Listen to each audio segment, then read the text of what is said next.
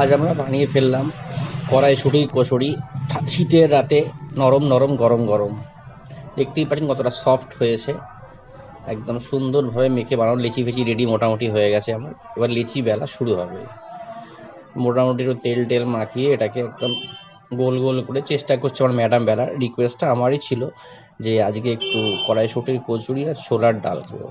ছোলার ডালটা আমি বানিয়েছি, অনেকদিন পর রান্না করলাম আজকে। এমনি রান্না বান্না করি না, একদম পুরো যা করে আমার ম্যাডামই করে, ঠিক আছে। তো মোটামুটি কচুরি রেডি হয়ে গেছে। এবার কচুরিটা একদম ছাঁকা তেলে সুন্দরভাবে ফ্রাই হবে। এই ছাঁকা তেলে পড়ে গেল কচুরি, একদম এটাকে কোনোদিনই বলবো না গন্ধরাজ কচুরি, এটা একদম প্লেন পিস কচুরি। আমরা পুরটাকে মেখে নিয়েছি আটার সঙ্গে, যাতে একদম ঠিকঠাকভাবে বেলা যায়। সুন্দর কচুরিটা ফুলেছে, বিশ্বাস করে প্রচুর সফট হয়েছে সেটা হয়ে গেল আমাদের। তেল তেল করে বড় চবে নামিয়ে ঠিক করে গেল।